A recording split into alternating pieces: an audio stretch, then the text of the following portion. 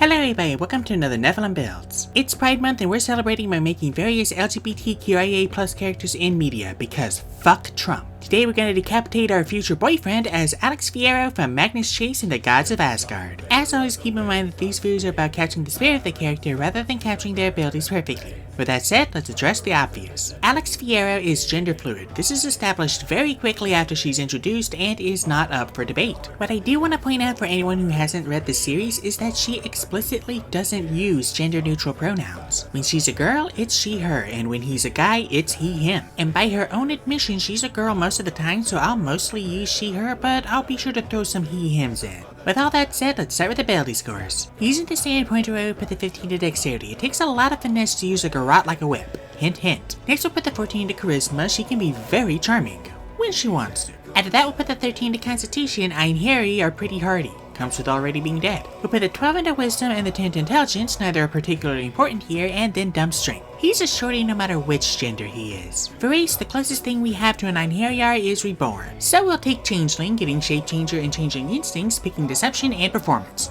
Look, I'm not leaving this up to a spell. We'll make a custom background putting our increases in dexterity and constitution. We'll also get insight and stealth, potter's tools, and the lucky feat. Moving on to class, we're going to start off as a bard, a perfect choice for the child of the trickster god. We'll get dexterity and charisma saving throws and pick survival, history, and religion. We'll also be proficient with light armor, simple weapons, and 3 instruments. Literally none of these matters, so we'll take the lute, the flute, and the pan flute. At level 1 we get bardic inspiration and 2 cantrips taking vicious mockery and true strike. We'll also get 4 spells taking longstrider for speed and charm person for some charm speed. I don't think it was confirmed if she had that, but we're taking it anyway. We'll also draw 2 blanks. We're not going to multi-class a fighter, getting medium armor, shields, and all weapons. At level 1 we get second wind in our fighting style taking dueling. We'll also get weapon mastery taking the whip. Back to bard, at level 2 we get jack of all trades and expertise survival and deception. We'll also draw another blank. At level 3 we get our bird college taking the College of Valor, an absolute must to get into Valhalla. But really, Alex went out like a boss. Maybe those old fogies opinion do a 180. Anyway, we'll get combat inspiration, take enthrall, and swap a blank for suggestion for more charm speed.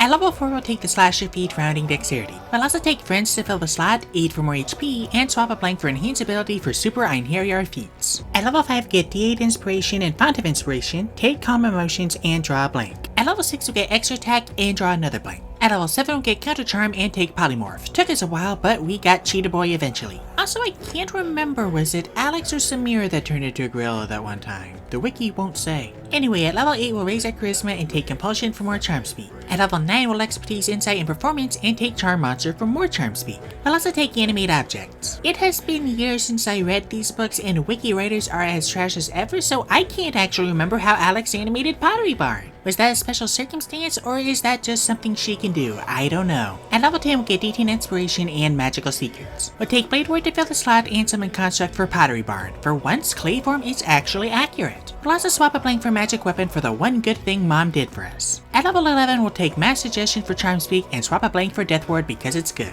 Back to fighter, at level 2 we'll get action surge and tactical mind, and at level 3 we'll get our martial archetype. We'll take champion, getting improved critical and remarkable athlete. At level 4 we'll raise our charisma again, and at level 5 we'll get tactical shift. At level 6 we'll cap our dexterity, and at level 7 we'll get another fighting style taking interception. Lastly, at bard and fighter levels 12 and 8 we'll take the boons of fortitude and spell recall capping charisma. We'll also swap our last blank for protection from energy for fire resistance. Apparently there was a collection of short stories from Magnus Chase that I missed, and apparently in one of them Alex beats Surtur and takes his sword. Sure wish I knew what it looked like or how big it was so I could know whether or not I could put it in the build, but you know, wiki writers. Also, apparently if you Google Magnus Chase Surt's sword, you just get Sumabrander. Anyway, now that we're level 20, we finally have our modifiers. Our unnumbered AC is 15, our movement speed is 30, and our average HP is 191 with 8d10 and 12d8 hit dice. And with that, we are done. Now what can this build do? To start, we're an expert infiltrator with built-in shapeshifting, max charisma, and plenty of charm. We're also not too shabby in combat with a capped weapon mod and extra damage from True Strike. We're also great at kiting, reducing enemy movement speed by 20 with both slow and slasher. We can also bring in extra bodies with Pottery Barn or some other constructs. For weaknesses, we have no ranged damage outside of our whip's reach. In fact, we have no damage options outside of our whip and summons. A low strength means that grapples and shadows are a problem, and our wisdom and intelligence aren't great either. Weaknesses aside, we will not be defined by anyone. Thank you guys so much for watching. If you'd like to support my channel, there's a link to my Patreon down in the description. $1 a month gets you 2-day early access to my videos and access to all my homebrew content. Let me know what you thought of this video down in the comments, and I'll see you all next time when I make You're Inept from Sailor Moon.